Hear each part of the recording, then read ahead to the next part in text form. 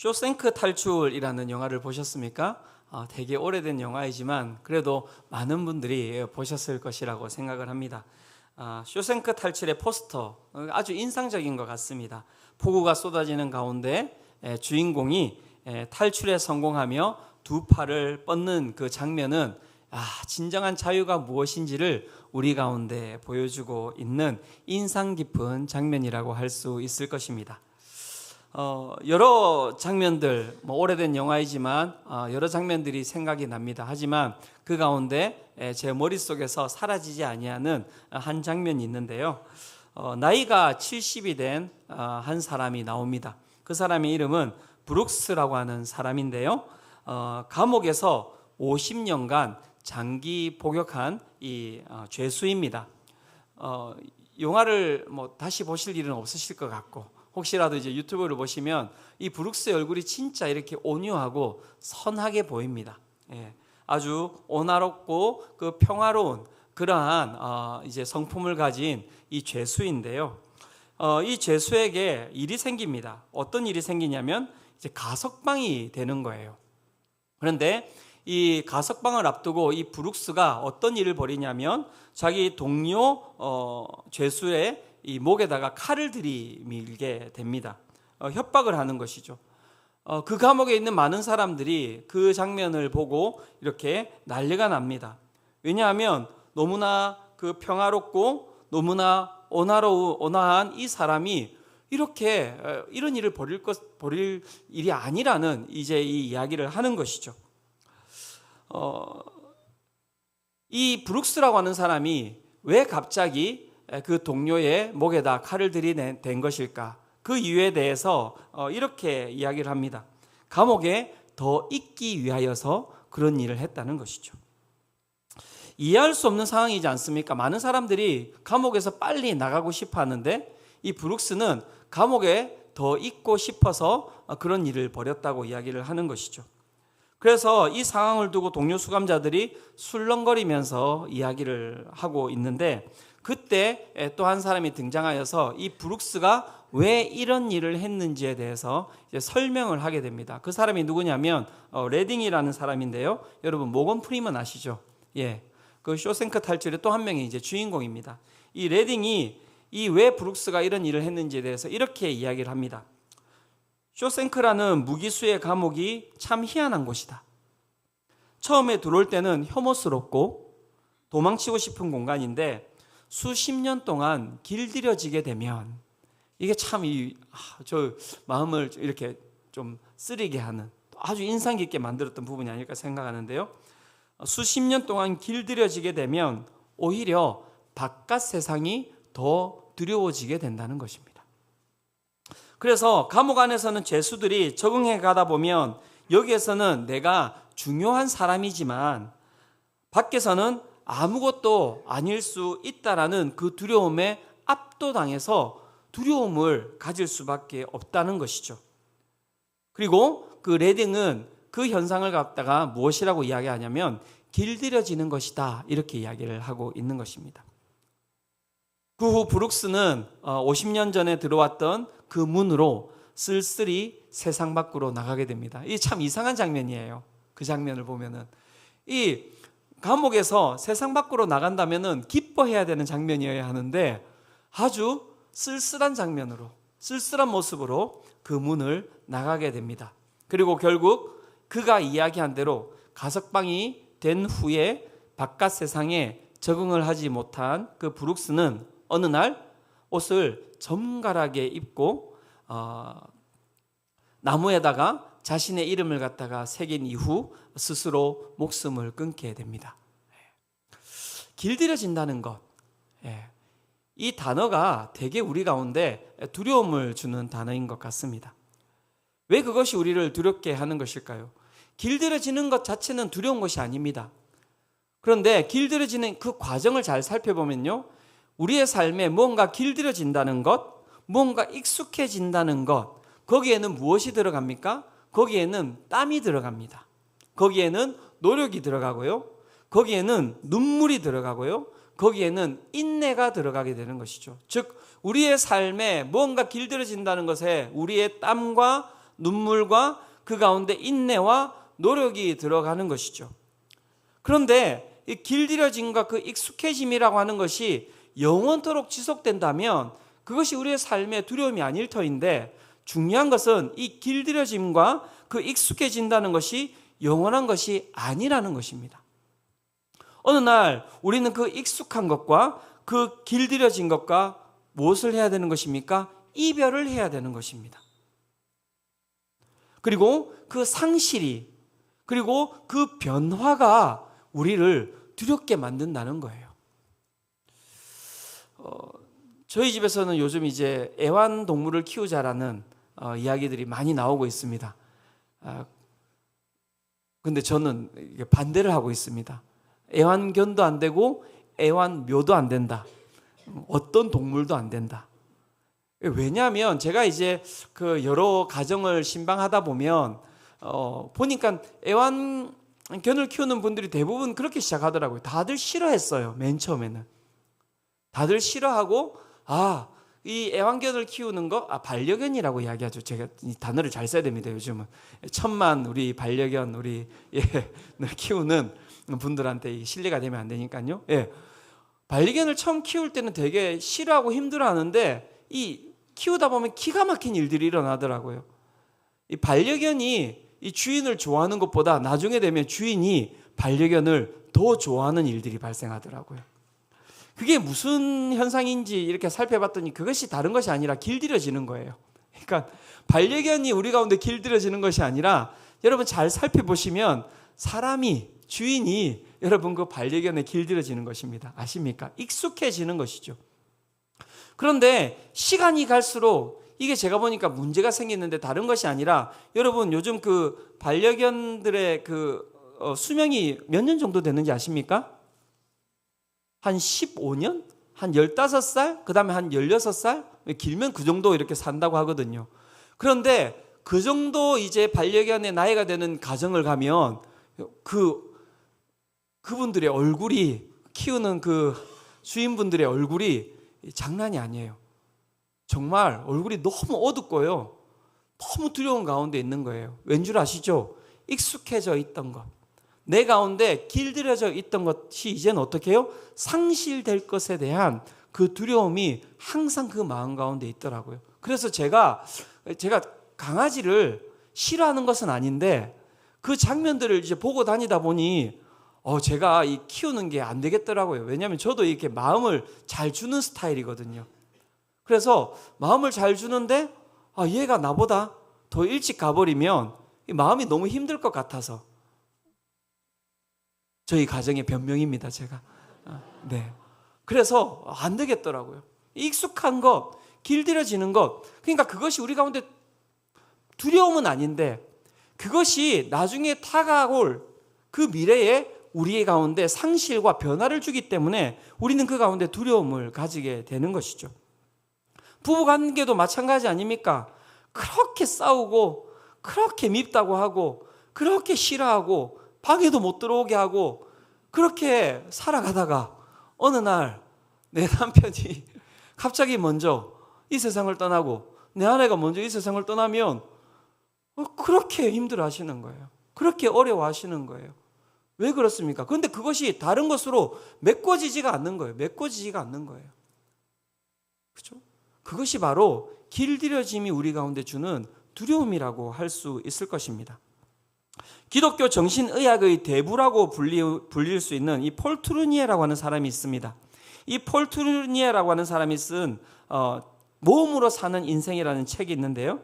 여기에서 폴 트루니에가 이렇게 이야기합니다. 인간은 반복의 본능이 있다. 반복의 본능이 있다. 그래서 뜻밖의 것이나 예상 밖의 경험이 그 가운데 다가오면 인간은 두려움을 느낄 수밖에 없다. 이렇게 이야기를 하고 있습니다. 그리고 그것을 갖다가 무엇이라고 이야기하냐면 안전추구 본능이다. 이렇게 이야기를 하는 것이죠. 모든 인간이 가지고 있는 본능, 그것은 안전추구 본능이 있다는 것이죠. 내가 이전에 살았던 대로 내 삶이 계속 유지되기를 원하는 마음들이 있다는 것이죠. 그래서 모든 사람은 내 삶에 변수가 생기지 않게 하기 위하여서 몸부림을 치는 거예요. 많은 분들이 대기업에 가기를 원하는 이유가 무엇 때문입니까? 지속 가능하기 때문에 그래요. 지속 가능하기 때문에 그래요. 그렇죠? 많은 분들이 왜 많은 어떤 돈을 경제적인 부를 가지기를 원합니까? 안정적이다라는 것이죠. 내 삶에 변화가 일어나는 것을 실제 사람들은 원하지 않습니다. 끊임없이 우리가 요즘 비타민 많이 드시죠? 뭐 하나를 드시는 게 아니더라고요. 그러니까 사발에다가 이렇게 담아서 이렇게 거의 비타민 A, B, C, D 뭐 몇 가지가 있는지 잘 모르겠습니다. 마그네슘 그다음에 다 넣어서 드시지 않습니까? 유산균 그죠? 그러니까는 이제 사발이 되더라고요. 그러니까 밥 대신에 비타민을 드시고 그다음에 열심히 운동을 하시지만 어느 순간 내 삶에 병이 찾아오면 거기에서 내가 무너지는 것이죠. 열심히 노력해서 만든 경제적 여유가 여러분 지속됩니까? 아니죠. 어느 순간 한 번에 무너지는 일들을 우리는 경험하게 됩니다.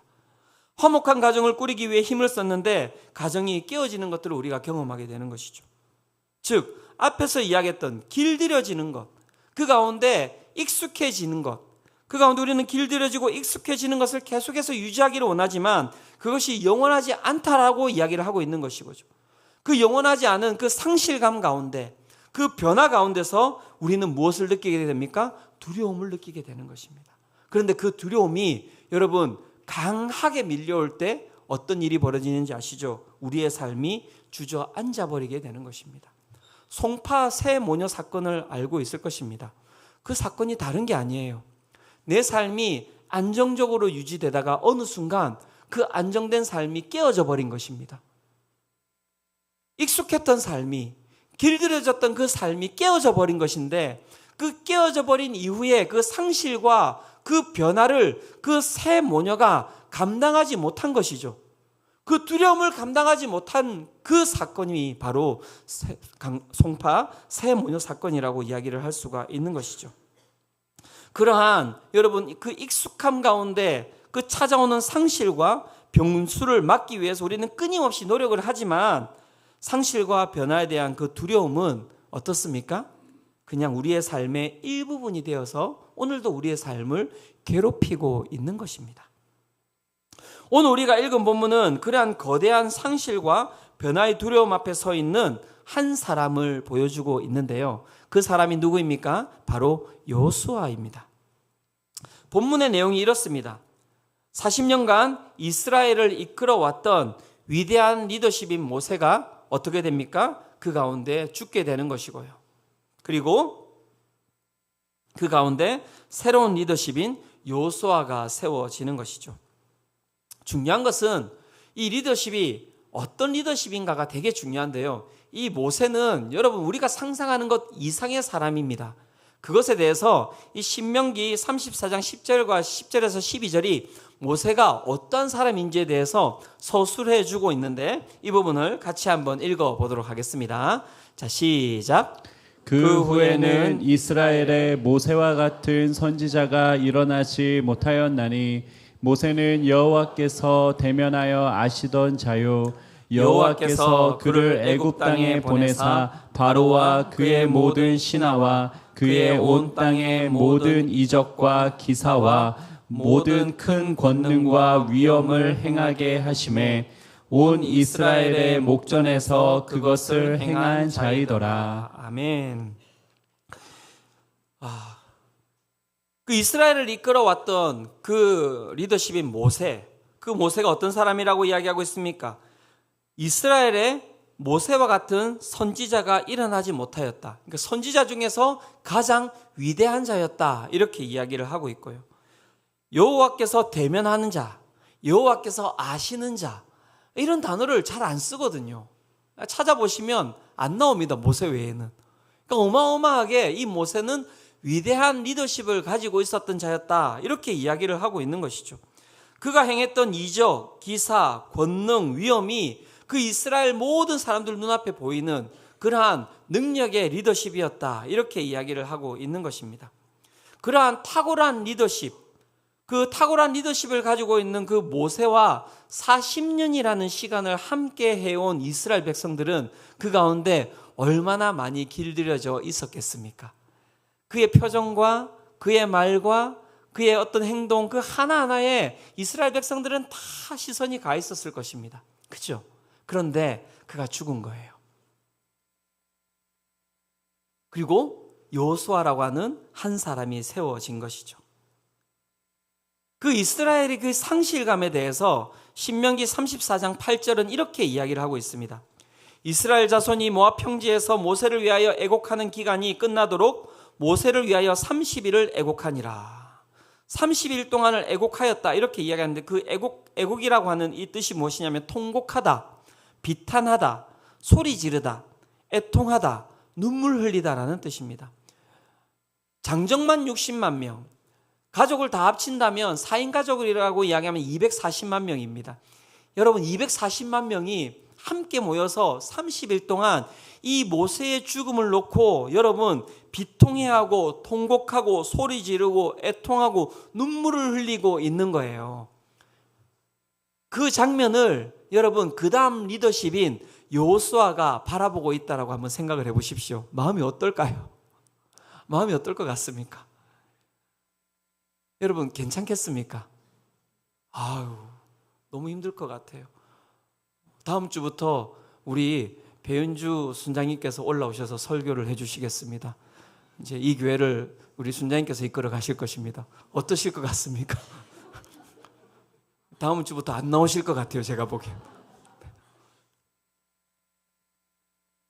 이게 감당하지 못할 만한 너무너무 큰 스트레스였을 것 같습니다. 두려움이죠. 내가 잘할 수 있을까에 대한 여러 가지 생각이 들었을 것입니다. 그 백성들의 그 감정을 바라보면서는 더 큰 두려움이 들었을 것입니다.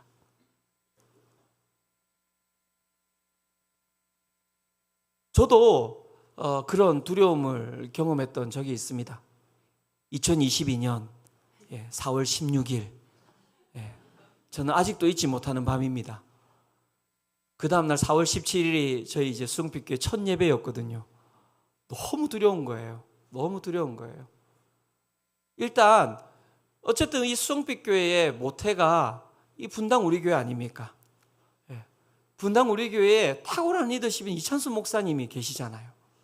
그 목사님과 함께 어떻게 보면 어떤 분은 20년 동안을 같이 살아왔고 어떤 분들은 작게는 뭐 1년, 2년, 뭐 10년 이렇게 같이 해왔던 분들을 이렇게 함께 모시고 이 교회를 개척한 것인데 너무나 두렵더라고요.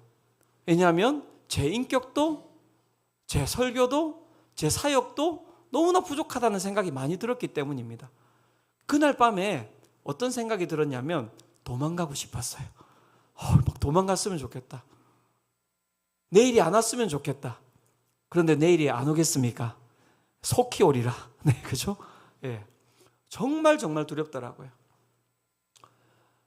그래서 이 여호수아를 생각하니 정말 감당하지 못할 그 두려움이 그 가운데 밀려왔을 것이다라는 생각이 들었습니다. 주저앉을 수밖에 없는 것입니다. 그 변화 앞에서 그 여호수아는 어쩔 수 없었을 거예요. 힘들었을 것입니다. 그런데 그런 여호수아의 삶이 여호수아만 경험하면서 살아가는 것입니까? 그렇지 않죠.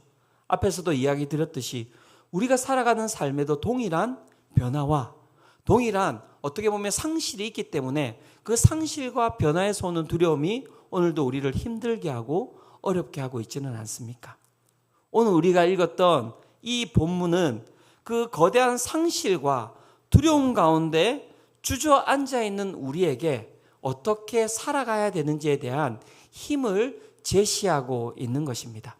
오늘 본문을 통하여서 오늘도 주저앉아 있는 분들, 두려움 가운데 있는 우리 성도님들이 일어서는 그 은혜를 맛보시기를 축원합니다. 오늘 본문은 우리 가운데 두 가지를 이야기하고 있습니다. 두려움을 넘어서서 그 가운데 힘있게 살아가는 삶이 되기 위하여서 전진하는 삶을 살아가기 위하여서 두 가지를 이야기를 하고 있는데요. 첫 번째는 무엇이냐면 이전의 삶과 헤어질 결심을 해야 된다는 것입니다. 이전의 삶과 헤어질 결심을 해야 된다는 것입니다. 우리를 두렵게 하고 우리를 주저앉게 하는 것, 그것은 상실이 많습니다. 우리의 삶에 익숙한 것들에 대한 변화가 맞지만 그 가운데 우리가 살펴봐야 될 것은 무엇이냐면 자꾸 우리의 눈이 오늘 살아가는 이 현실 가운데 있지 않고 무엇에 항상 맞춰져 있습니까? 과거에 맞춰져 있다라는 거예요. 그것이 우리를 더 힘들게 하고 더 고통스럽게 한다는 것이죠. 이전에는 좋았었는데, 이전에는 내가 건강했었는데, 이전에는 내가 사업이 잘 되었었는데, 이전에는 우리 가족이 화목했었는데, 지금은 어떻습니까? 지금은 화목하지 않다라는 것이죠. 지금은 사업이 잘 되지 않는다라고 이야기하는 것이죠. 지금은 건강이 좋지 않다는 것입니다. 지금은 내 상황이 좋지 않다는 것입니다. 그래서 그 비교의식 가운데 우리는 더 큰 절망에 빠지게 되는 것입니다. 과거가 무엇입니까? 우리의 현실을 잡아먹는다라고 이야기를 하는 것이죠. 우리의 삶은 항상 과거를 바라보고 있습니다. 과거에 좋았던 것을 항상 회상하고 있습니다. 그리고 그 과거는 무엇입니까? 우리의 현실을 여러분 받아들이지 못하게 하고 현실을 여러분 열심히 살아가지 못하도록 만드는 하나의 방해거리가 된다라고 이야기를 하고 있는 것이죠. 오늘 우리가 읽은 본문에서도 하나님께서는 눈의 아들 여호수아에게 그 부분을 강조하고 있습니다. 여호수아 1장 1절에서 2절인데요. 같이 한번 읽어보도록 하겠습니다. 자, 시작. 여호와의 종 모세가 죽은 후에 여호와께서 모세의 수종자 눈의 아들 여호수아에게 말씀하여 이르시되 내 종 모세가 죽었으니 이제 너는 이 모든 백성과 더불어 일어나 이 요단을 건너 내가 그들 곧 이스라엘 자손에게 주는 그 땅으로 가라. 아멘. 하나님께서 여호수아에게 지금 강조하고 있는 것이 무엇입니까? 여호와의 종 모세가 나의 종 모세가 죽었다라고 이야기를 하고 있는 것입니다. 그런데 그 죽음이 이 하나님과 여호수아에게 다르게 해석되고 있는 거예요. 여호수아에게는 어떻게 해석되고 있는 것입니까? 상실과 변화이기 때문에 두려움으로 해석되고 있는 거예요. 그래서 이전의 것들이 계속 보이는 것이죠. 모세가 했던 그 설교, 모세가 했던 그 이적들, 모세가 이끌었던 그 기적들, 그 행위들 하나하나가 다 여호수아에게는 무엇이 되겠습니까? 다 장애물이 되는 거예요. 내가 그것보다도 탁월하지 못한데, 내가 그것보다도 더 잘하지 못하는데, 그래서 그 가운데 두려움이 되는 것이죠. 그런데 하나님께서는 뭐라고 말씀하고 계십니까? 여호와의 종 모세가 죽었다. 내 종 모세가 죽었다. 하나님께서 이야기하시는 것은 무엇이냐면 이제 모세와 이스라엘을 어떻게 하시는 것입니까? 단절시키는 겁니다. 단절시키는 것입니다. 새로운 세대가 이제는 시작된다고 이야기를 하는 것입니다. 그 이스라엘 백성들, 그 가나안 1세대, 그죠? 하나님을 부정하였던 그 가나안 1세대의 끝이 누군지 아십니까? 모세예요, 모세. 모두 다 죽고, 그죠? 그 가운데 딱 한 사람이 살아남았는데 그게 누구냐면 모세입니다. 그래서 하나님께서는 그 하나님 앞에 불신하였던, 하나님을 불신하였던 그 1세대의 그 끝을 모세로 이야기하고 모세가 이제 죽었다는 거예요. 더 이상 여호수아야, 과거에 어떤 일이 일어났든 어떤 상황이 있었든 그것을 네가 더 이상 이제 생각할 필요가 없다라고 이야기하는 것이죠. 끊어내라고 이야기하는 것입니다. 이제 새로운 것이 시작된다라고 이야기를 하고 있는 것이죠. 사랑하는 성도 여러분, 과거가 오늘도 우리를 여러분 붙들고 있다면 그 과거에서 벗어나시기를 축원합니다. 하나님께서는 그것을 끊어내라고 이야기를 하고 있는 것입니다. 그 상황 가운데서 새로 시작하라고 하고 있는 것이죠. 너의 삶이 어떠한 어려움이 있든, 너의 삶에 어떠한 고통이 있든, 너의 삶에 어떠한 힘듦이 있든 거기서부터 시작하는 것이 내가 너에게 준 상황이다, 이렇게 이야기를 하고 있는 것이죠. 이전의 삶과 비교하다 보면 우리는 그 가운데서 주저앉을 수밖에 없고요. 우리의 가운데 다가온 이 현실을 갖다가 직면할 수 없고요. 직면할 수 없기 때문에 이 현실을 이겨나갈 만한 지혜를 그 가운데서 찾을 수가 없는 것입니다. 또한 우리가 그 가운데 살펴볼 부분은 무엇입니까? 우리가 두려움 가운데 주저앉는 이유, 그것은 무엇 때문입니까? 실패에 대한 두려움이에요. 실패에 대한 두려움.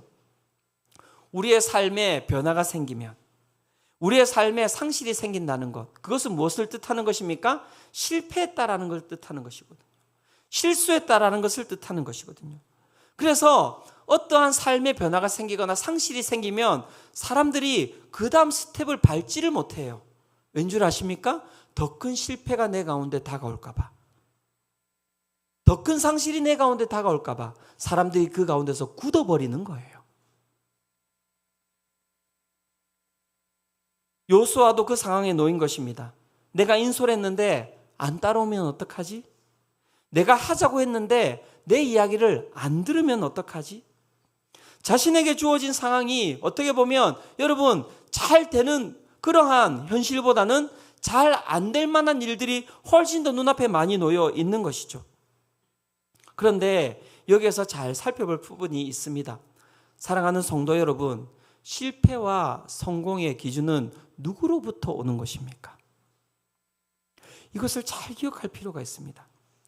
무엇이 실패입니까? 무엇이 성공입니까? 그것에 대해서 하나님께서 요수아에게 말씀하고 계시는 것입니다. 요수아 1장 5절에 이렇게 이야기합니다. 내 평생에 너를 능히 대적할 자가 없으리니 내가 모세와 함께 있었던 것 같이 너와 함께 있을 것임이니라. 내가 너를 떠나지 아니하며 버리지 아니하리니. 실패와 실수의 두려움 가운데 처한 이 요수아 가운데 하나님께서 무엇을 말씀하고 계십니까? 내가 너와 함께 있을 것이다. 모세와 함께 있었던 것 같이 내가 너와 함께 있을 것이다. 즉 이 말씀은 성공이 무엇인지를 우리 가운데 이야기해 주고 있는 것입니다. 우리의 삶의 성공은 무엇입니까? 하나님과 함께 동행하는 삶이 성공인 것입니다. 하나님과 동행하지 않는 삶이 실패인 거예요. 세상과는 완전히 다른 가치관을 가지고 있는 것이죠. 그래서 요수아가 여러분 이스라엘 백성들을 이끌고 가나안으로 들어갔을 때 그 가운데 첫 번째 성이 여리고 성이었는데 여리고 성이 어떻게 보면 가나안 땅에서 가장 강력한 성이었습니다. 하지만 그 성을 어떻게 무너뜨립니까? 여호와 하나님과 함께 동행함으로 승리를 맛보게 되지요. 그 이후 두 번째 성을 갖다가 점령하러 들어갔는데 그 두 번째 성의 이름이 무엇입니까? 아이성입니다. 아이성. 아주 약하고 아주 보잘것없는 성이었어요. 근데 그 성을 점령합니까? 점령하지 못합니까? 실패합니다, 여러분. 이걸 꼭 기억하셔야 됩니다. 실패합니다. 왜 실패했습니까? 왜 그 성을 점령하지 못했습니까? 이유는 딱 하나입니다. 하나님과 동행하지 않았기 때문인 것이죠. 그래서 오늘도 우리는 우리의 삶을 잘 살펴볼 필요가 있습니다.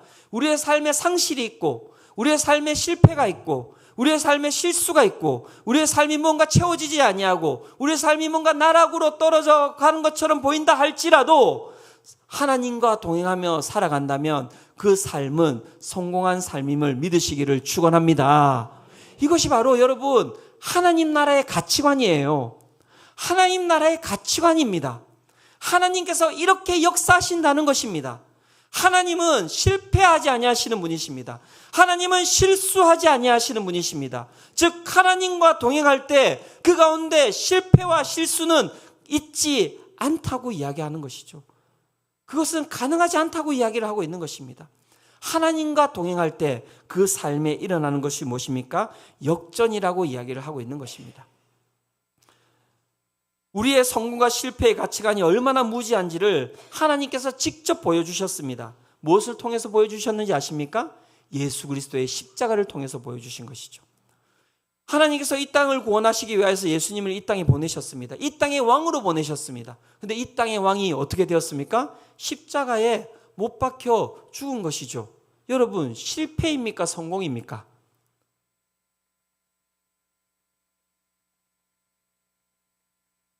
대답을 안 하시기로 작정을 하셨습니까? 실패입니까? 성공입니까?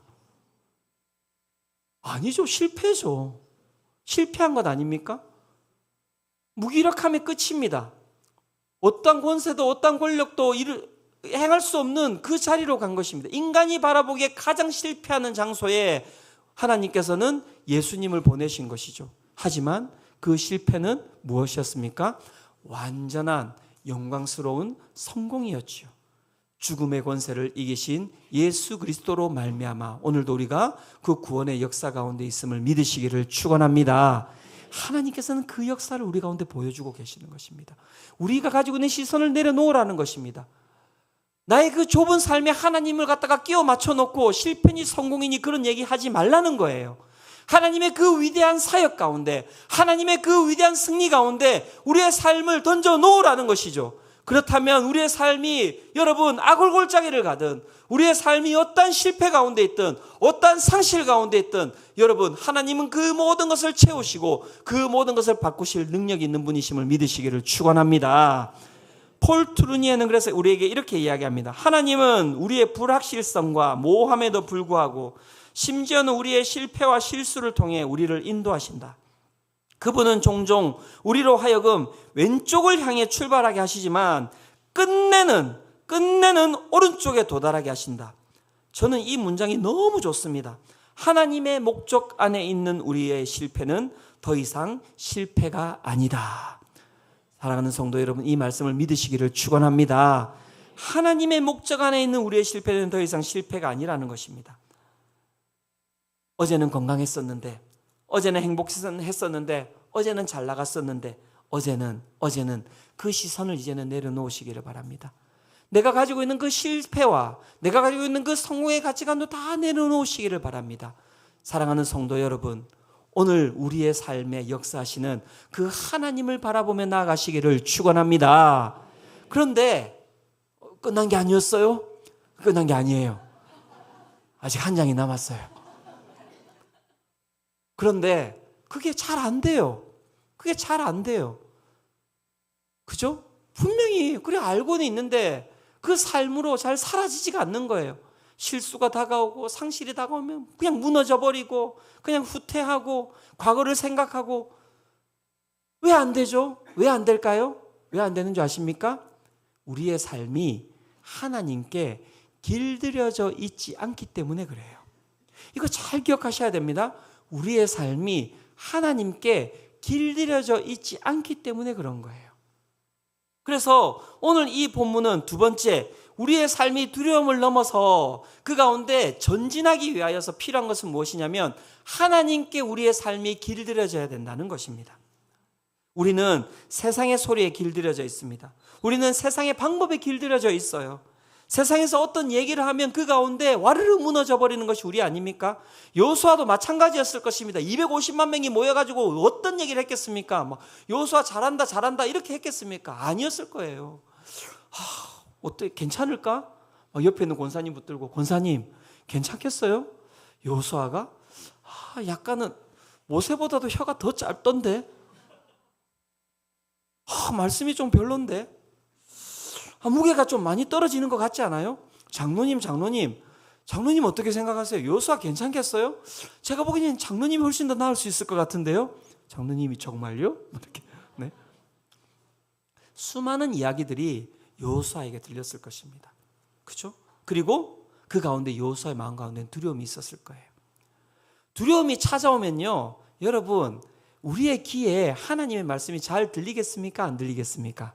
안 들려요. 왜요? 길들여져 있지 않기 때문에 그렇습니다.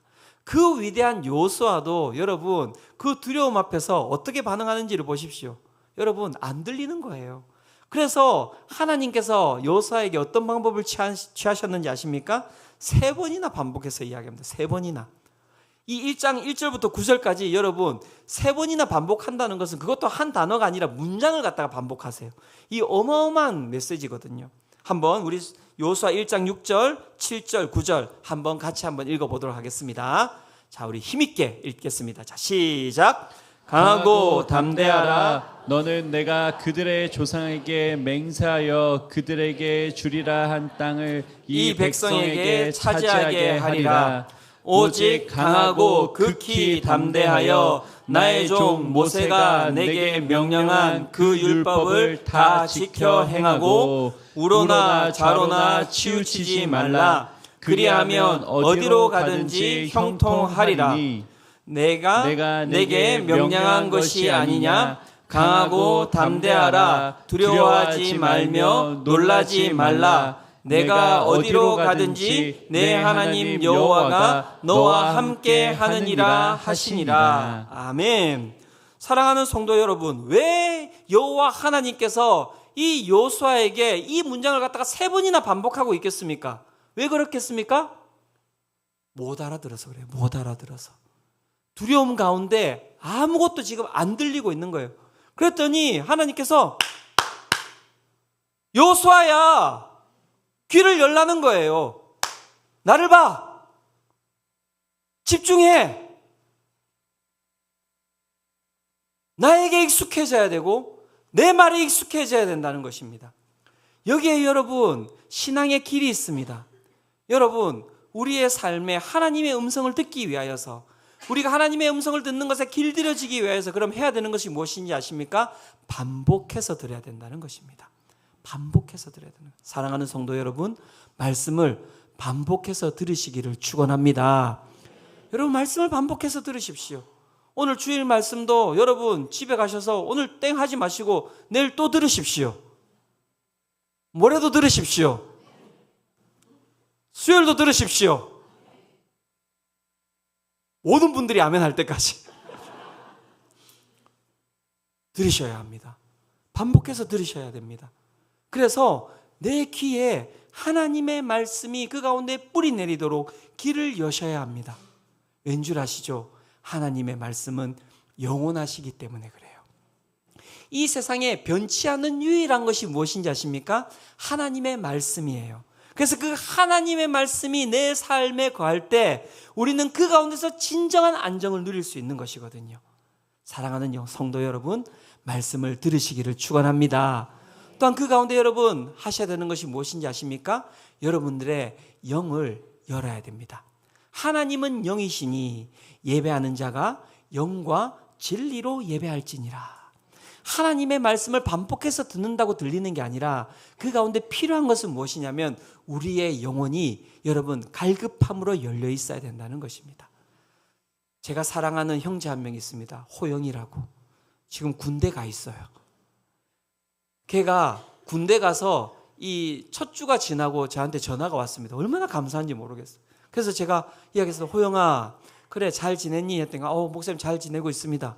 그래 이번 주 예배는 드렸냐? 이렇게 이야기했더니 예배 드렸다는 거예요.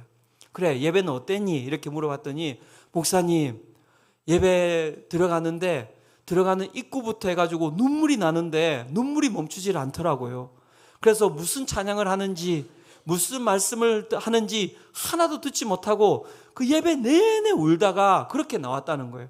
그런데 예배가 그렇게 은혜스러웠다는 거예요. 도대체 뭘 들었길래, 무슨 찬양을 불렀길래, 무슨 말씀을 들었는지 무슨 찬양을 들었는지 하나도 모르는데 자기 평생에 그렇게 은혜로운 예배는 없었다고 이야기하는 것이죠. 저도 걔가 그렇게 운 적은 본 적이 없어요. 여러분, 무엇이 열린 것인지를 보셔야 됩니다. 영이 열린 거예요. 하나님에 대한 갈증이 열린 거예요. 그 영이 열렸을 때 하나님이 그 가운데 부어주시는 거예요. 그때 일어나는 일이 무엇인지 아십니까? 상황은 변화되지 않지만 우리의 마음은 변화되는 것이죠. 사랑하는 성도 여러분, 오늘 이 예배 가운데서 하나님을 만나시기를 축원합니다.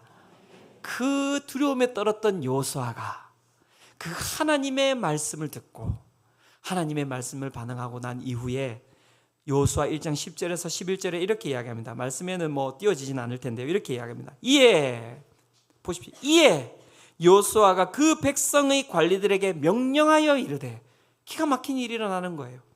진중에 두루다니며 내 그 백성에게 명령하여 이르기를 양식을 준비하라. 사흘 안에 너희가 이 요단을 건너 너희의 하나님 여호와께서 너희에게 주사 차지하게 하시는 땅을 차지하기 위하여 들어갈 것임이니라 하라.